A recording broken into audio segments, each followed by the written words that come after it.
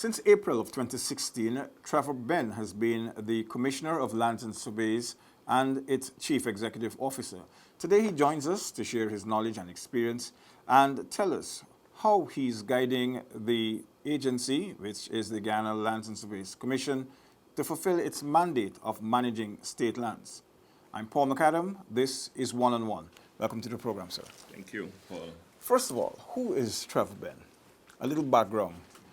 Schooling to this eventually, heading one of the largest state agencies in the country. So, Paul, I have a really interesting story. I grew up in a community called Tugville in Georgetown, and I spent a little bit of time in Festival City as well.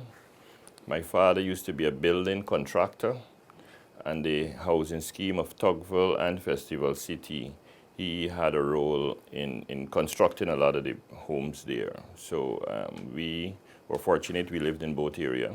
I grew up there. I went to Tugville Primary School, and thereafter I went to North Georgetown Secondary School.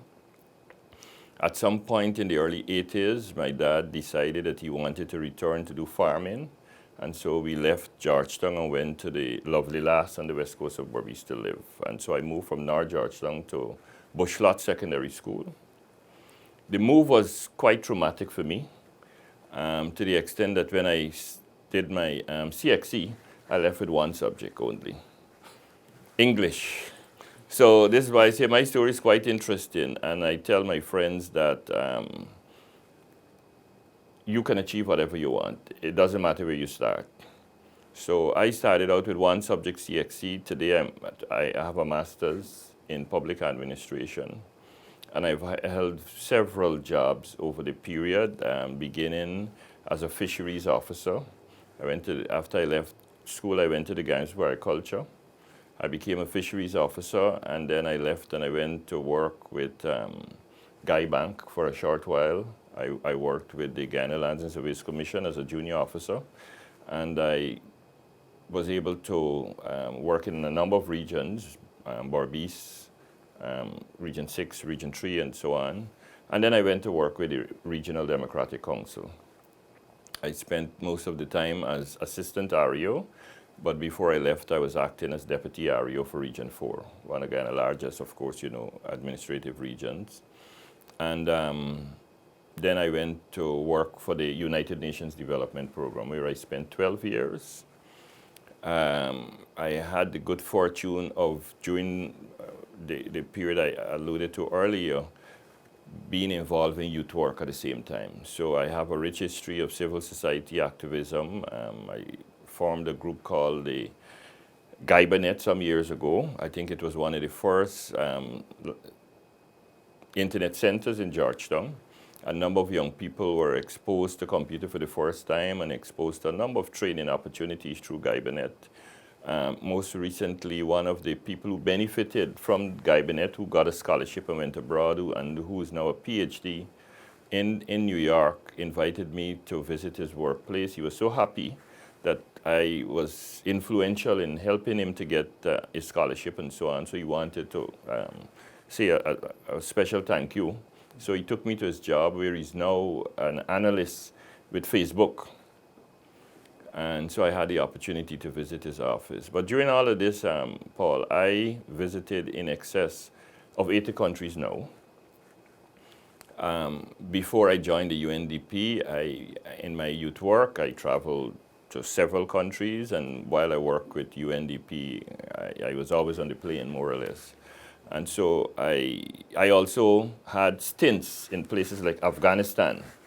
Several months I spent in Afghanistan working with the government there on their governance and democracy project, and in particular elections of 2014.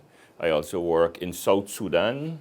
They had just gotten their independence from Sudan. And so we went there to help them in developing good practices in parliamentary areas, as well as governance in general. So I think over that period, I managed to meet and learn from a number of intellectuals across the globe, and management for me became something that I really begin to like a lot.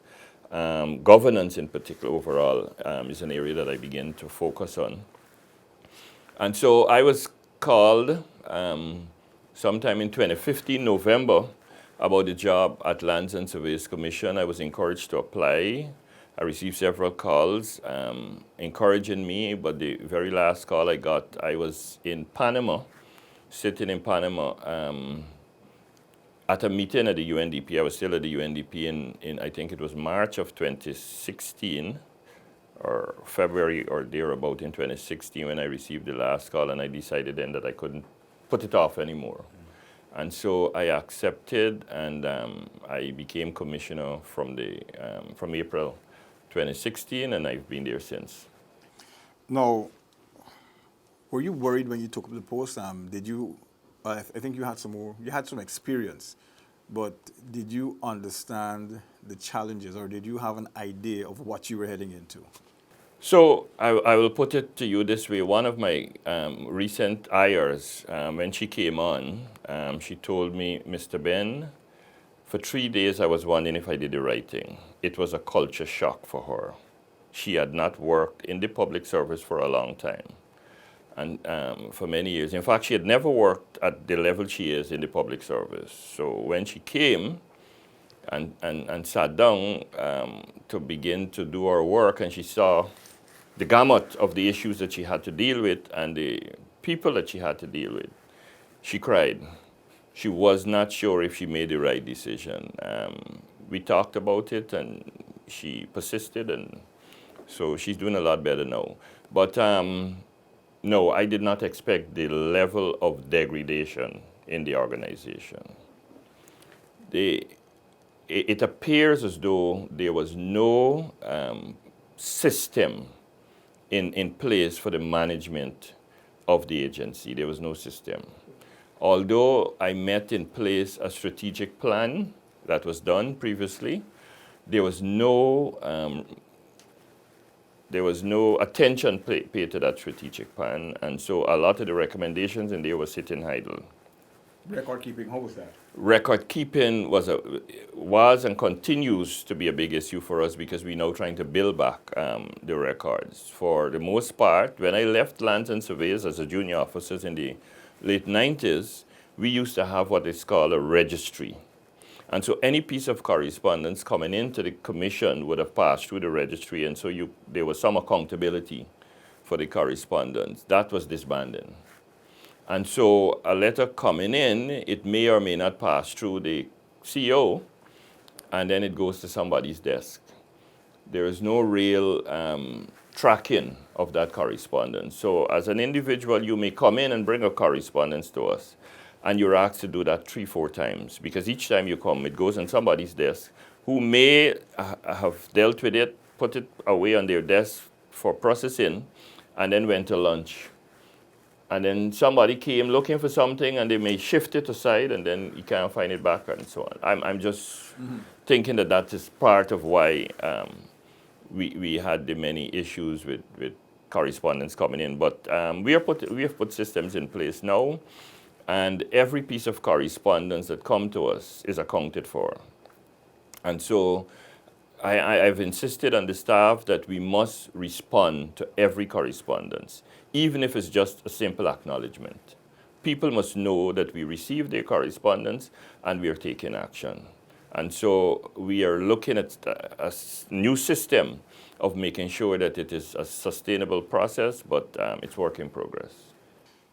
For the average person out there, what exactly does Guyana Lands and Surveys do? That's a really good question. I am beginning to understand, and I appreciate that a number of our Guyanese colleagues are not really au fait with the breadth of the work that we do at Lands and Surveys. There's a lot of work that goes on in the background that people are not aware of. For the most part, people come to us, they want an agriculture lot. They want a commercial lot, they want a housing lot. They are unaware or unappreciative of what it takes to get you a portion of land. Now, In Guyana, well, first I should say, for us to be able to give you a portion of land, we have to identify an area. We have to lay out that area. We have to design it and make those lots available once it is designed. But to do that, we have to have a map of the country or a map of the region, a map of the village where we want to open up lands. That kind of mapping has not been done in over 50 years in this country.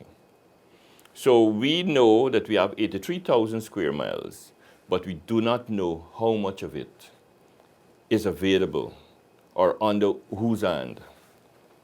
And as I said to you before, the issue of record keeping, some of the information in relation to titles that may have been issued is not readily available. So it's not only correspondence coming in, but titles issued. For example, a man might come into the office, he wants to renew his lease. When we look at the record, there's no record that he has a lease. But he's been paying. If he wants to renew it. So. Sometimes they may have been paying, sometimes they may not have been, or they may not have paid for a long time. We have a lot of cases like that where people have titles, but they haven't paid in over 10, 15 years. So one of the issues we face right now with our audit, by the way, when I assume the last audit was 2009. The last audit of the Guyana Lands and Surveys Commission was done in 2009. In 2016, when I took over, that was the last audit. Today, we are wrapping up. We have just started 2015 because I insisted that I'm not going to preside over an agency that does not have up-to-date audit. So we've been pushing to get our audit. But one of the problems we have been facing with the audit is the fact that we cannot account for many of the things, the plans, the maps, the leases. We do not know how many leases are out there and how much money is owed to us. We have an approximation. And this is why I'm saying, as people come into us with leases, they may not have paid for a long time, we're able to get the record and update the record. Mm-hmm. We are about to start a process of systematic going through all of our documents, all of our registers, and compare it with our electronic data to make sure that they're talking to each other.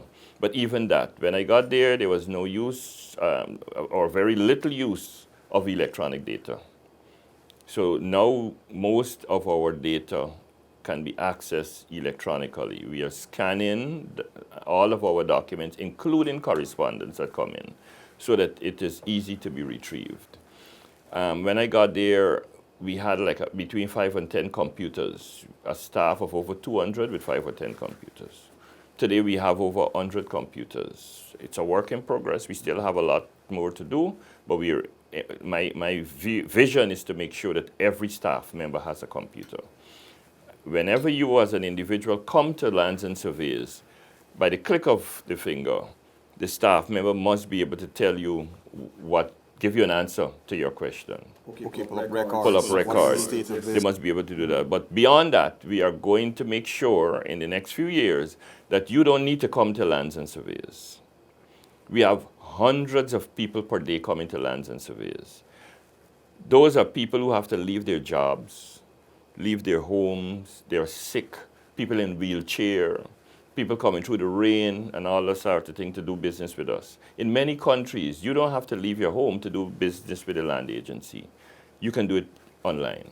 So we're moving towards that. We've started to put systems in place for that. And through a project we're working on at the moment, we are buying the equipment and we are getting the data ready to move to that.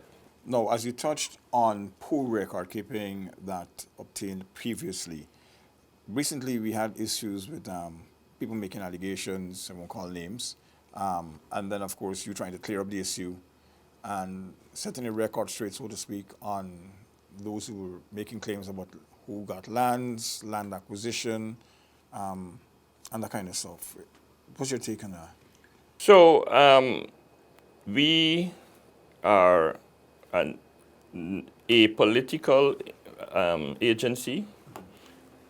we try to make sure that every application is treated on the basis of its merit.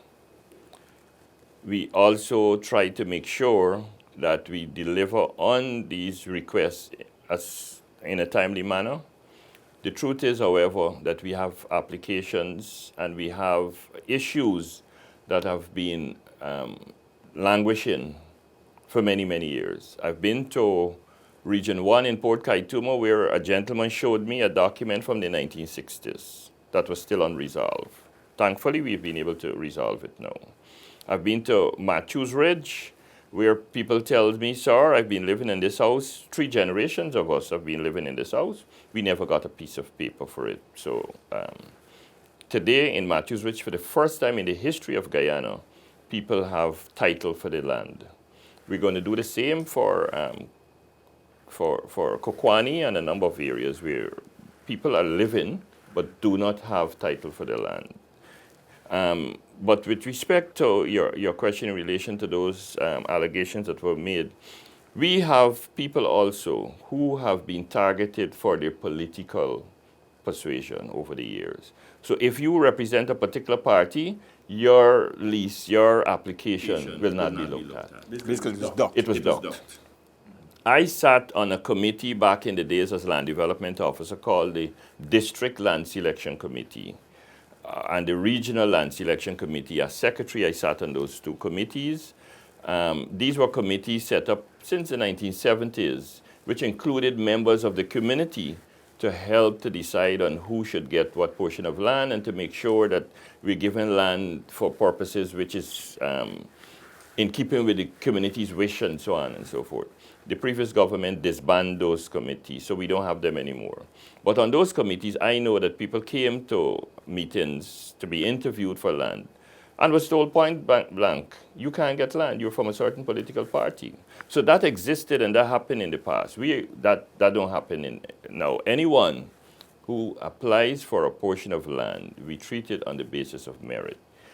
It is true that a number of people, their application is taking a lot longer than others, and sometimes we are trying to do the due diligence to make sure. Paul, we have a situation where a lot of our land is in the hands of people, but not occupied. We cannot. It defeats the purpose. It defeats the purpose. The Suicide Cleaning Highway, for example, almost 100% of the land is in the hands of somebody on the Suicide Cleaning Highway. This is along that stretch. Along that stretch. But if you drive and you come off at any road, you will see a number of vacant lots. And then you will come to Lands and Surveys. How come I seen these lots? They're unoccupied for 10 years, 15 years, 20 years. And you're telling me it's not available. It's in the hands of somebody. Our laws, the State Land Act, has to be upheld. And so we cannot just willy-nilly take away these lands from people. There's a process which we have to follow. And we have been doing that, and in some cases, people have been pushing back. They're going to the courts. People are using the courts a lot more these days. You think the laws need to be updated? Because that would be, I think, the most practical thing to do. So we are working on that, and as we speak, we have consultants in the country. This is a project I refer to, which we are working with the United Nations Food and Agricultural Organization, and for the last 3 years, we've been working on this project, and we are at a stage now where we are looking at the land laws to synchronize them, to make them more in line with international standards and in keeping with current trends and so on. So people are reviewing them at the moment to help us to be able to make more efficient decisions in relation to people applying for land and so on. So that's a work in progress. We hope that out of that as well, we will have a national land policy and national land use plans for all regions. Every village, perhaps, at some point, we should have land use plans for. So those are things that we're working on at the moment. Now, let me step back a little bit. Once this is done, would it put an end to, I would call it speculation, as we see in some areas, for example, in front of Perseverance and Stilling? It's obvious that a lot of people were given lands, but it seems as though they were holding lands to speculate, hold it for 2-3 years, and then when the price shoots up, or they're hoping the price should send it for quick turnover and make a bundle of money. Is that part of the reason for the hold up? in some people getting lands when the lands are just lying there vacant for 2-3 years and nobody's doing anything? So there's a lot of speculation. People are hoping that they will be in the right place at the right time when the perfect investor come along for their portion of land. So they come, they apply, and they hold on to it with the hope that this investor comes. And in many cases, the investor never shows up. And so they hold on to the land. And then that same person comes and apply for another portion of land, you know, and they hold on to several portions of land across the country. And they tie the system up. And every time you try to go after them, can't find them. There is a large expat investor in the intermediate savannas who we are looking for example, that the address that he had given to us, we can't find him at the address. And we need to talk to him about the land which was given to him several years ago, not by this government, but which he's not occupying, for which he said he wanted it for. But he's only one of many like that. You know, so we are taking steps. The trouble is, Paul, that we have not prepared ourselves as a country for the kind of work that is needed at a commission, a national commission, lands commission, and I suspect it's probably the same across the country in several agencies. We don't have the capacity, we don't have the skills in the quantity that is needed to move the process forward. And so we have to depend on international experts to come and guide us and help us and so on. But at Lands and Surveys, we are taking bold steps to send people for training. For the first time, we are sending a staff member through the commission itself, not through the Public Service Ministry, through the commission itself to be trained in surveying and geometrics. First time, this person is leaving actually today for London to start his 3-year program. We need a lot more professionally trained staff. We have a lot of good staff, many of them who have only technician level training, and we are saying to them, we have to help you to get to the professional training that is needed to help to move the institution. The institution cannot do the type of work, the 21st century kind of work that is needed with technicians only. So we are also supporting students at the University of Guyana. We have signed memorandums of understanding with the University of Guyana to train many of our students, our staff. We just completed a batch in land administration, and they're going to be graduating the first batch in land administration at UG, paid for by Lands and Surveys, and the students will be graduating. How long do they have to serve? I'm guessing that Yeah, there will be an agreement. there is an agreement Okay. that they will have to be there at the commission for a certain time. If not, they have to pay for the course and so on. But we are doing a number of that type of training. Geography, for example, it didn't seem as though that the commission felt that people with geography training is a priority. Given you thought it's natural, but for the most part, people were told that it was not important back in the days. And so we are saying to staff members, get trained in geography, get trained in history, understand what inspired the type of land laws that we have now, understand what type of terrain we're working on. And they get a better understanding of how to address certain issues Yes. that persons from before them Yes. sometimes. So at the moment, we have a number of students we are paying for at the University of Guyana to do geography. And we are doing that in a number of areas to make sure that people are trained on a regular basis in the areas of interest of the Commission, and that will continue in the next few years to make sure that we can have a good repository of trained. That you can call on. Yeah. What would you say is your biggest accomplishment since taking up the post? Well, I think we have modernized the institution in a big way. First of all, our clients are our most important asset, and we want to make sure that when they come, they can be properly received. When I got to the commission a few years ago, I was told that people were coming and being turned away.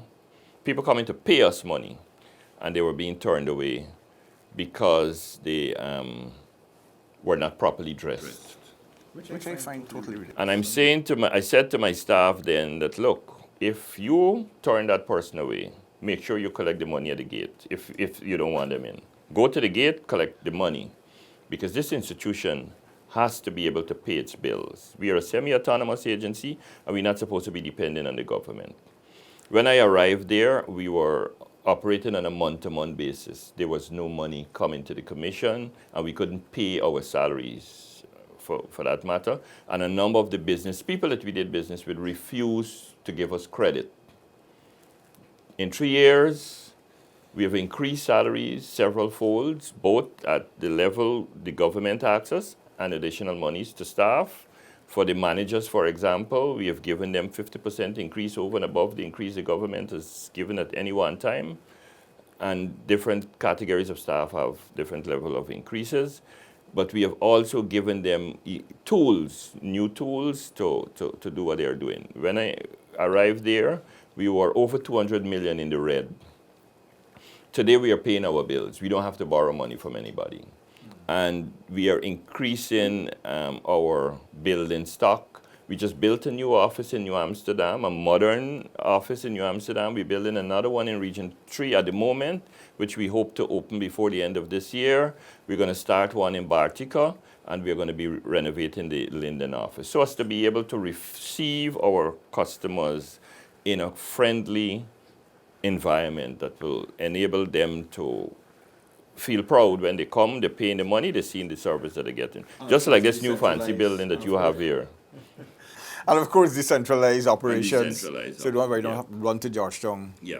That's another thing. So now the offices are linked to each other. Okay. As I said to you, we didn't have computers. We now have computers in every office.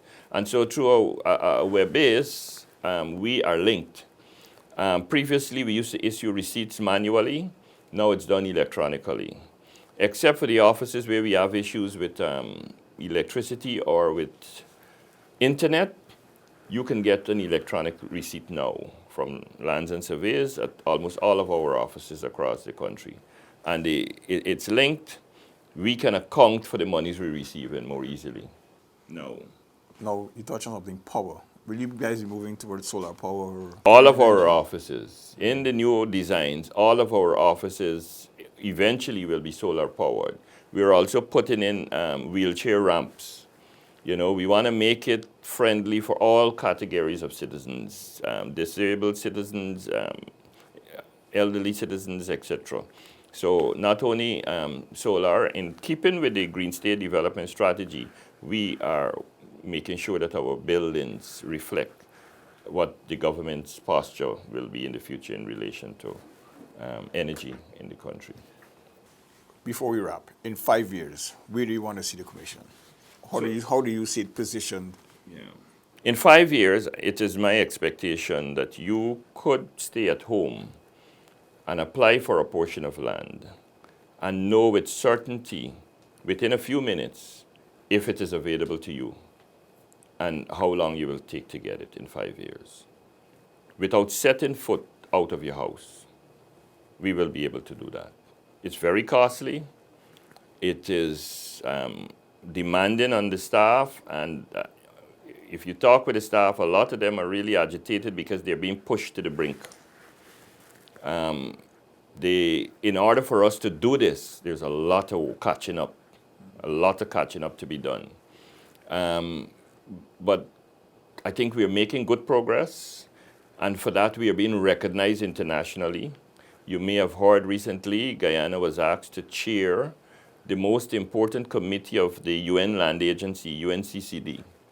It's the first time anybody from Guyana or the Caribbean has that distinction.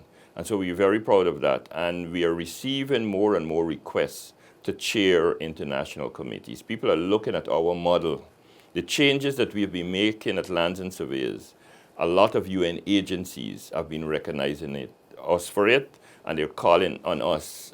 For example, we have staff traveling to Mexico in a few days to showcase the work that we've been doing because we've been asked to do that. We have staff traveling soon to go to China to showcase the work that, and again, these are people who recognize the work we're doing. They ask us to come and talk about it, and they're paying for us to do it. And for this entire year, we have had people go to New York and different places because of the kind of progress that we are making and the recognition we are receiving. People are offering to pay for us to come and talk about it. We are getting a lot of, we've just established our Facebook page, and I'm surprised at the amount of hits we're getting, our web page as well. So people are recognizing us for the work we're doing, but we're not taking it for granted that we have arrived. We have not. There's a lot more work to do. And so as part of the capacity building process we are doing, we are sending our staff on study tours so that they don't get too comfortable. They can go, a group of staff is leaving over the weekend to go to Jamaica to see what Jamaica has been able to do in their land, to see if there's anything that you could bring back. Any ideas? Early in the year, we had a set of staff going to Europe for similar thing, and we have a lot of lessons. We're going to be establishing relations with University of Twente in the Netherlands. They're coming at the end of this month to begin work with us at Lands and Surveys to prepare our staff and to prepare the institution for what I said we want to achieve in 5 years. All right, you were listening to an interview on One with the Commissioner of Lands and Surveys Commission and the Chief Executive Officer, Trevor Benn. Thanks for joining us, and thanks again for joining me in the program. Thank you. Thank you. Goodbye.